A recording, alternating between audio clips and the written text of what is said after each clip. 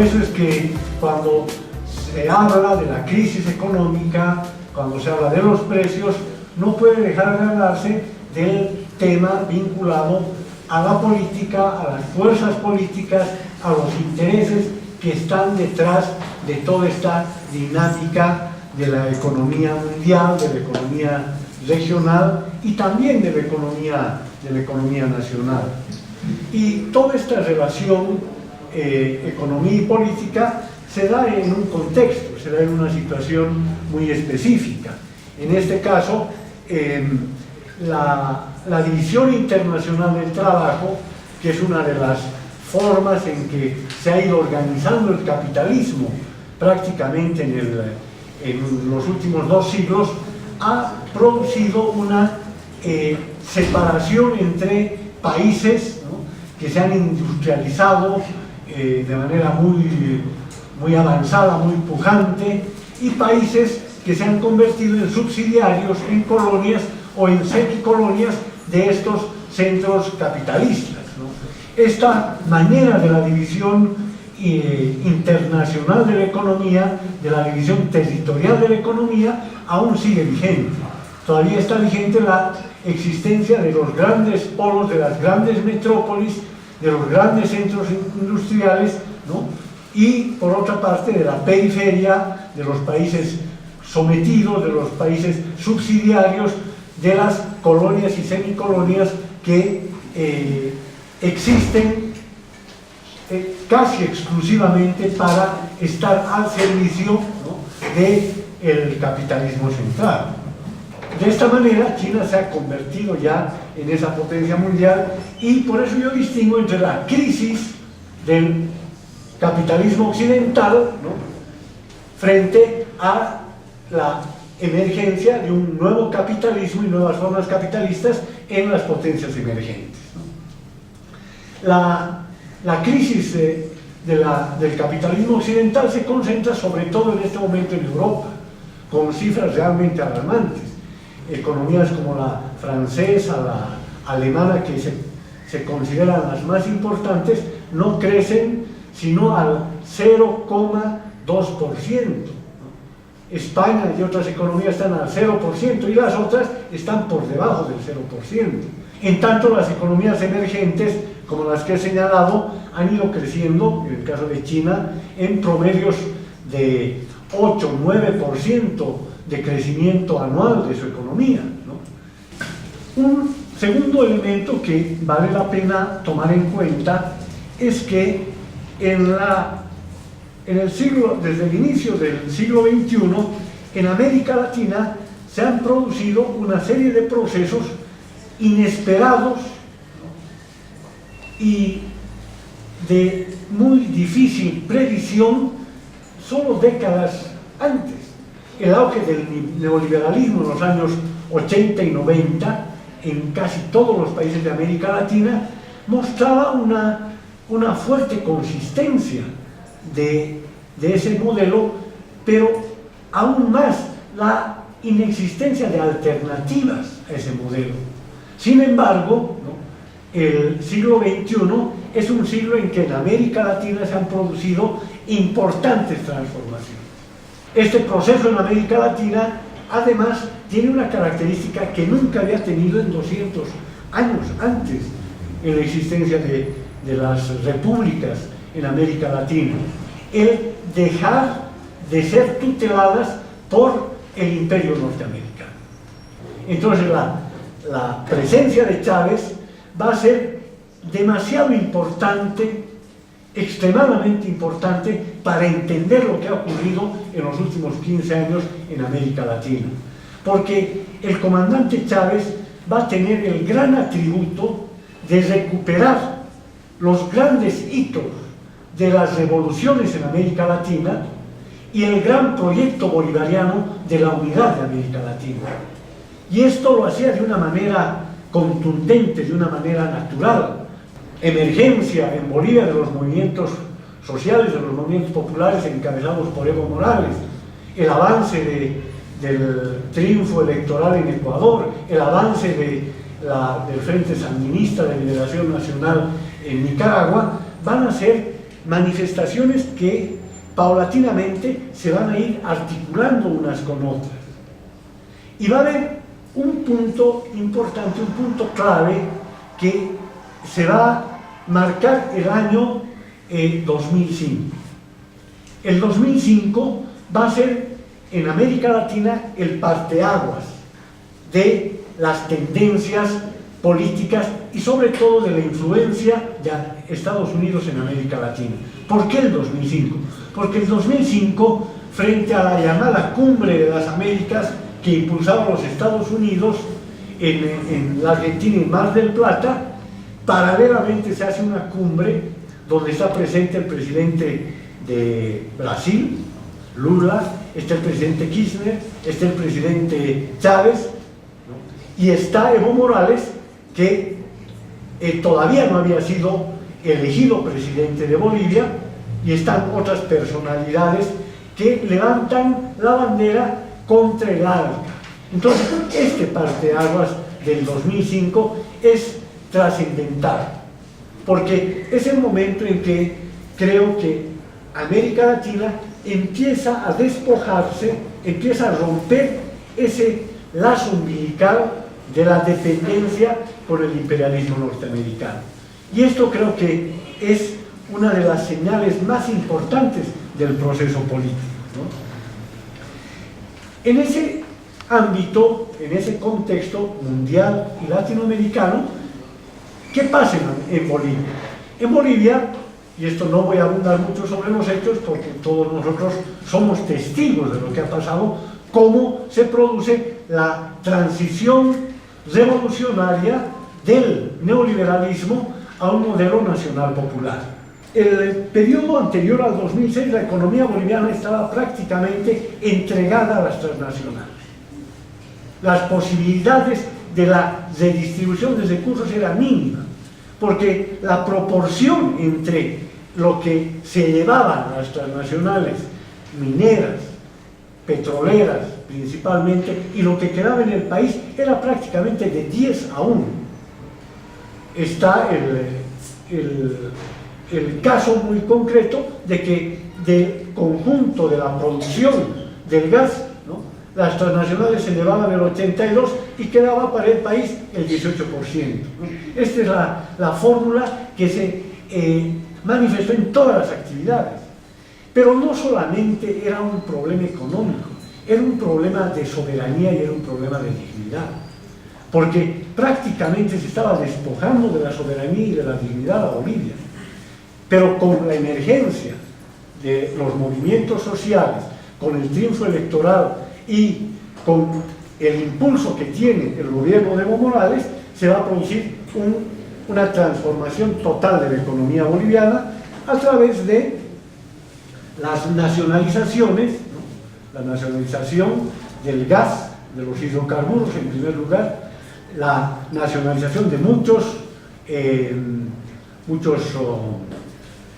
muchas empresas mineras, ¿no?, la recuperación de empresas que habían sido entregadas con la llamada privatización, estoy hablando de telecomunicaciones y de energía eléctrica, y el inicio del proceso de industrialización que está relacionado con un aspecto central: cómo se usan los recursos. Entonces, el fondo del asunto es la recuperación de excedentes económicos que antes eran exportados al exterior y que a partir de la nacionalización y de la recuperación de empresas se quedan para Bolivia. Entonces se ha fortalecido la economía boliviana, hay una diversificación económica, hay una redistribución de los recursos, pero seguimos dependiendo centralmente de la exportación de gas y de minerales. Y Estados Unidos está moviéndose intensamente para volver a tener hegemonía en espacios donde los ha ido perdiendo y donde han ganado mucha influencia las economías emergentes de China, de la India, de Rusia y, en el caso de América Latina, de Brasil. También hay que reconocer que la muerte del comandante Chávez ha desacelerado este proceso sólido de integración que se estaba dando, ¿no? Ha debilitado, de alguna manera a nuestros países, mucho más con la crisis que en este momento vive Venezuela, que vive la Argentina, y con una especie de ambigüedad que ha ido existiendo en el gobierno brasileño. Sin embargo, aún el núcleo central, ¿no?, de esta posición antiimperialista, donde está Cuba, Venezuela, Bolivia, Ecuador y Nicaragua, está presente. Pero estos movimientos internacionales están marcando que hay nuevas tendencias y pueden presentarse nuevas situaciones. Entre ellas está precisamente la preocupación que debe presentarse y que debe analizarse respecto al comportamiento de los precios de las materias primas, que tienen que ver con esta pugna internacional, con este retroceso de Europa, ¿no?, y la distribución de los espacios de provisión de materias primas y alimentos que tienen las grandes potencias. ¿Qué ha ido ocurriendo en estos últimos meses en relación a los productos que Bolivia exporta? El gas ha bajado en un 11%, que afecta efectivamente a las transnacionales, pero fundamentalmente a IPFB y la redistribución del IDH, aunque aún en niveles muy pequeños. El propio ministro de Economía, ¿no?, ha hecho varias declaraciones indicando que esta bajada de precios no incide en las tendencias de crecimiento en el país.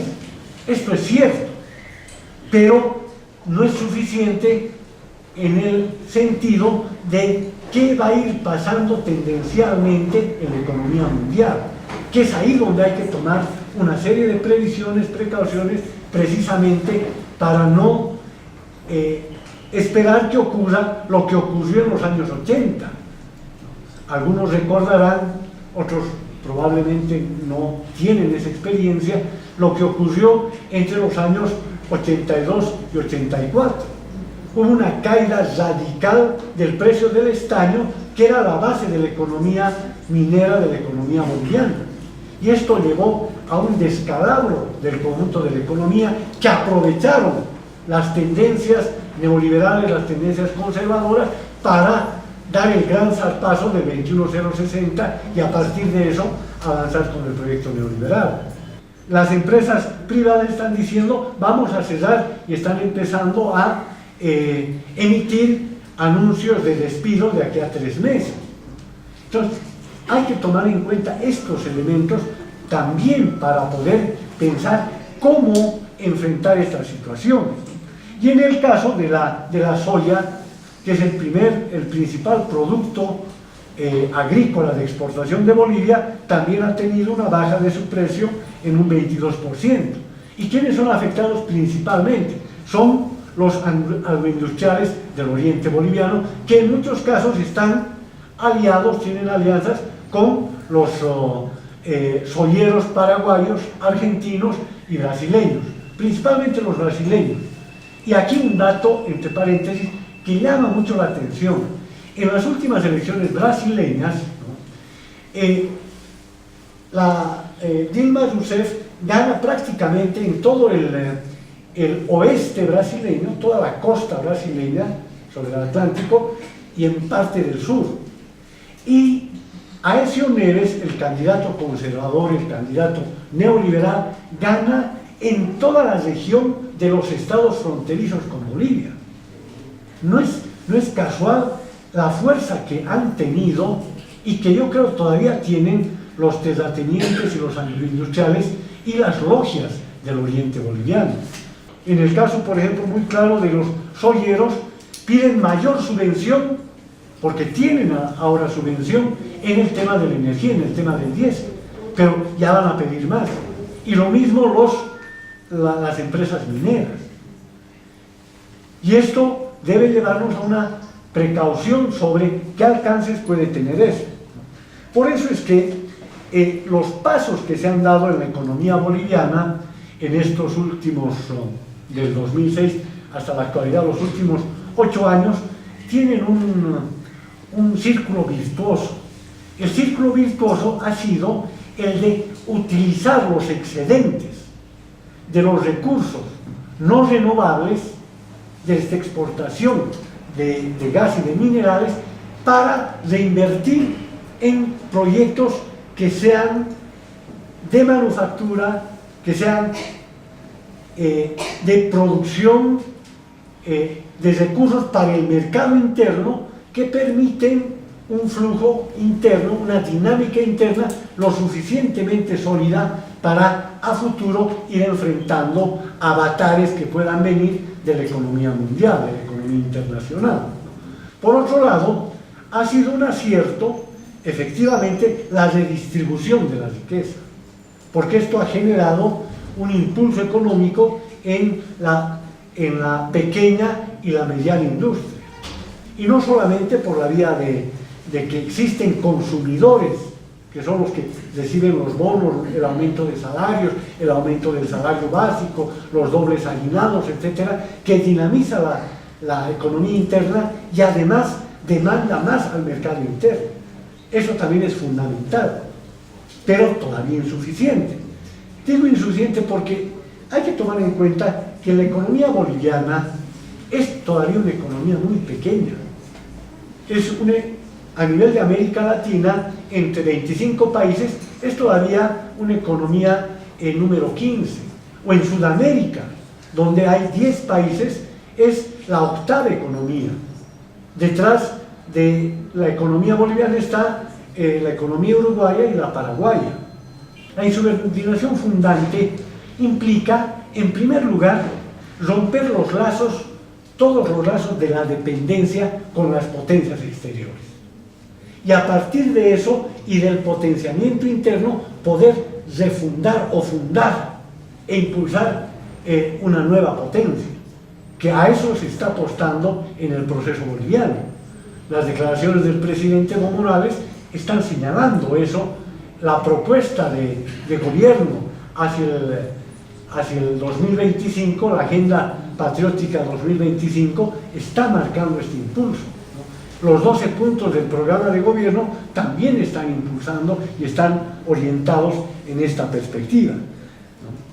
Es por eso que los buenos resultados, ¿no?, hay que utilizarlos con alta inteligencia.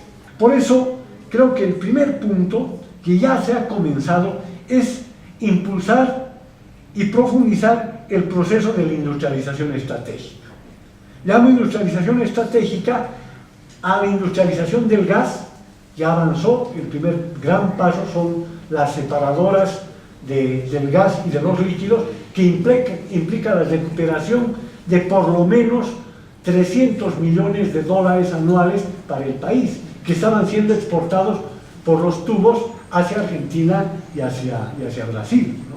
Y el gobierno ha señalado, aunque se retrase un poco, se genere una tecnología propia, ¿no?, que sea y permita al país tener el control prácticamente monopólico de este recurso estratégico que en los próximos 20, 30 años va a ser fundamental para la economía mundial. El hierro del Mutún es un tema pendiente. Ha habido un fracaso al respecto porque hubo un contrato con la empresa Jindal de la India y esta empresa india fracasó. Y estamos comenzando casi de cero nuevamente con el tema del hierro, que también es un campo estratégico porque ninguna de las potencias que han surgido en el mundo hasta hoy lo ha hecho al margen del control del hierro y del acero, porque el hierro y el acero es fundamental para la gran industria pesada, para la industria de las industrias, ¿no? Y nosotros tenemos ese recurso natural que también nos permite ver a largo plazo, y los minerales, que somos un país rico en uranio, que también es uno de los recursos estratégicos a nivel mundial. Segundo punto clave, creo, es la permanente reinversión en economía productiva interna en el país. ¿Esto qué significa? Evitar, y esto no es fácil, pero generar políticas que eviten el despilfarro y el consumismo. Bolivia es uno de los países que en los últimos años ha tenido un elevado crecimiento en la compra de autos últimos modelos. Y no puede ser. Es decir, hay que generar algunos mecanismos para que no existe ese consumismo y que, claro, los medios de comunicación, sobre todo los canales que viven de eso, impulsan a este mecanismo. Hay que generar lo que se generó en Cuba en su momento, una alta conciencia de lo que se tiene y cómo utilizar con el mayor provecho lo que se tiene. Es importante, creo yo, una política proteccionista. Puede sonar esto a una fórmula del pasado. No.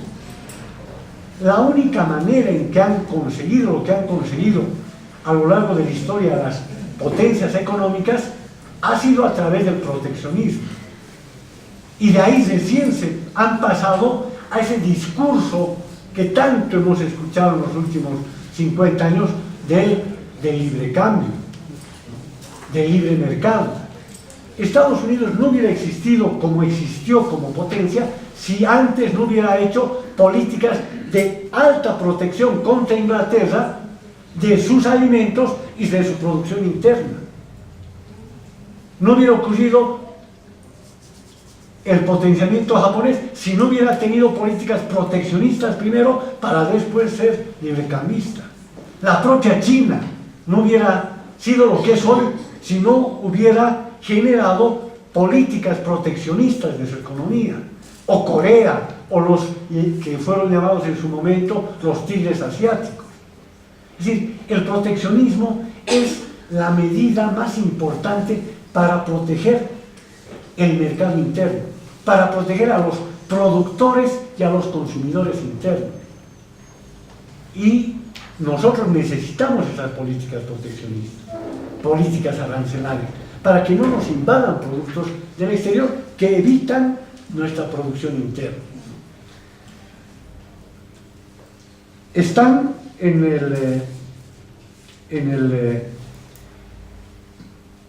el programa 2025, en la agenda patriótica, dos puntos claves: la autosuficiencia en alimentos, principalmente la autosuficiencia alimentaria, que pasa, y esto también es estratégico, por una revolución productiva. Y es una revolución campesina. Es decir, el sujeto político más importante de este proceso es campesino, colonizador, es productor de la tierra. Entonces, debe ser prioritario el desarrollo del campo y de la producción orgánica, de la producción campesina. Ir rompiendo paulatinamente este conjunto de aspectos la economía primaria exportadora, que todavía es dominante. Porque si asumimos que el 55% de la economía boliviana está en el gas, en la exportación de gas, o el 90% de la exportación es el soporte de la economía boliviana, hay que pensar estratégicamente en que esto tiene que irse transformando. Se han dado pasos, se están dando pasos, pero hay que profundizarlos. Y para ello, el rol fundamental del Estado. Si no hay un Estado nacional fuerte, va a ser muy difícil todo este impulso. Lo que hemos conseguido en estos últimos 8 años tiene que ver con ese fortalecimiento del Estado y con lo que la nueva Constitución señala, una economía plural, donde se potencia la economía campesina, la economía comunitaria, la economía social, la economía cooperativa y también la economía privada.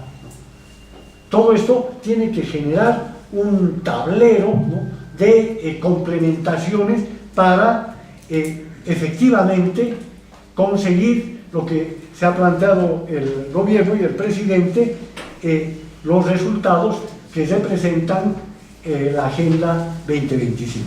Yo esto es lo que quería compartir esta noche con todos ustedes y les agradezco mucho.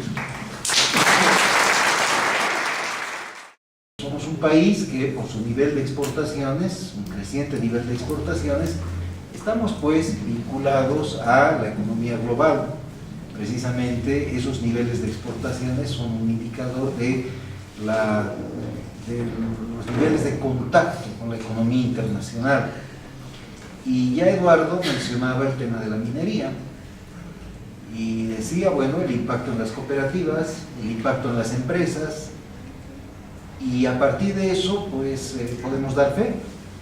Fíjense que acabamos de terminar hace unos minutos, por eso también llegué un poquito tarde, una reunión con los cooperativistas mineros, que ya plantean el tema de la caída de precios y a partir de esto la necesidad de que el Estado les apoye.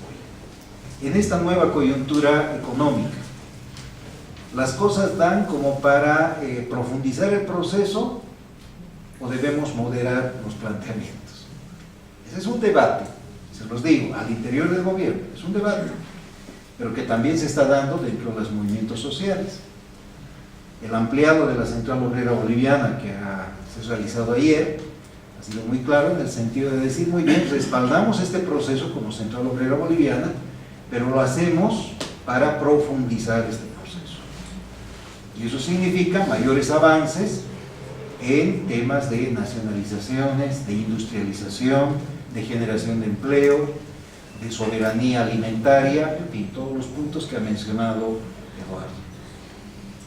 Pero les digo, así como hay esa corriente dentro de los movimientos sociales, fundamentalmente la COP, y bienvenida esa corriente, también hay planteamientos que dicen, oigan, estos ya no son momentos como para pensar en revoluciones. Hoy hay que preservar la estabilidad. ¿Por qué? Porque se nos viene una coyuntura negativa en términos de disminución de precios, por tanto de ingresos nacionales, y eso significa que el tejido de alianzas pues debe ampliarse, incorporando también al sector empresarial. Se los digo con mucha sinceridad, porque esa es la lógica y es bueno que conozcamos los términos del debate. Ahora, si efectivamente podemos entrar a una etapa de deterioro económico por la caída de los precios y su impacto en nuestros ingresos nacionales, pero además por los impactos que va a tener en la estructura económica productiva del país, pues, ¿cuál debería ser el programa? El programa que se implemente en los siguientes años desde el gobierno y desde los movimientos sociales. Yo creo que hay que continuar avanzando, hay que continuar profundizando, porque más allá de que la coyuntura económica ha cambiado, tenemos un nivel de acumulación política y un nivel de respaldo de organizaciones sociales que no lo podemos rifar. Conforme se vaya desarrollando esta coyuntura, es que también se irán dando los posicionamientos políticos al interior del proceso de cambio. No es un proceso homogéneo en lo político y no es un proceso rectilíneo. Eso debemos ser conscientes. El debate, la correlación de fuerzas internas, en fin, eso es lo que va a terminar determinando las medidas que se vayan a tomar. En el caso minero, creo que, como ha indicado Eduardo, se van a presentar problemas y la respuesta estatal frente a esos problemas va a determinar si es que profundizamos los cambios en el sector minero, en este caso, o aplicamos más bien una política más moderada, buscando acuerdos con todos los actores, pero eso supone también concesiones problemáticas. Hay que estar consciente de ello. En el tema agrario, que tiene que ver con la soberanía y la seguridad alimentaria, por supuesto que una caída en los precios de los commodities, como se le llama, fundamentalmente la soya, va a llevar a que los actores empresariales, el sector agroexportador, pues vea la manera de no perder. Y allí sí se va a plantear, como se plantea en varios otros países, que la manera de recuperar aquello que por la caída de los precios están perdiendo en cuanto se refiere a sus niveles de ganancia, pues se lo puede recuperar con una expansión de áreas de cultivo. Y eso significa, a su vez, la expansión de la frontera agrícola. Ya lo han planteado y es también un debate al interior del gobierno si es que debemos dar lugar a eso, porque esa expansión de frontera agrícola se va a dar a costa de áreas forestales boscosas. Si es que a título de seguridad y soberanía alimentaria, de mayor producción de alimentos, que paradójicamente no van tanto al mercado interno, son productos para la exportación. Entonces, si bajo ese razonamiento debemos dar lugar a una expansión de la frontera agrícola en los términos en que está planteando el sector agroexportador. Entonces, en una anterior sesión, Eduardo, acá en la escuela, abordamos el tema. Invitamos a compañeros que precisamente investigan y tienen especialidad sobre este tema agrícola, forestal, para ver los efectos que tendría, ¿sí?, no solo económicos, sino también ambientales y en la estructura de tenencia de la tierra en nuestro país, el dar lugar a esto. Y ahí vimos como escuela que asumir como el nuevo programa agrario algo que viene de los sectores agroexportadores o agroindustriales no sería lo mejor. Pero bueno, también en este caso será la correlación de fuerzas sociales al interior del proceso lo que determine la orientación a seguir. Porque si las confederaciones de campesinos, si las confederaciones de comunidades interculturales, la CIDOB, el CONAMAC, las Bartolinas, no dicen nada, pues al final se terminará nomás aplicando aquello que por la vía de la presión corporativa pues van a plantear y van a hacer valer los sectores agroexportadores. Entonces, como verán, no es solamente que hay una nueva coyuntura económica, ya no hay los altos precios, empiezan a caer, habrá que ver hasta dónde caen. Por supuesto, eso también debe tener un límite, se estabilizarán, seguramente con el tiempo empezarán a recuperar, pero eso también nos está mostrando que seguimos siendo un país pues primario exportador. No hemos roto todavía aquello. De ahí es que caída de los precios de las materias primas tiene efectos sobre el conjunto de nuestra economía. Entonces, como verán, esos efectos de esta caída de precios no solo van a ser económicos, van a ser también políticos. Va a generar, tal vez eso es lo bueno, va a generar un debate en las organizaciones, en los espacios políticos al interior del proceso de cambio.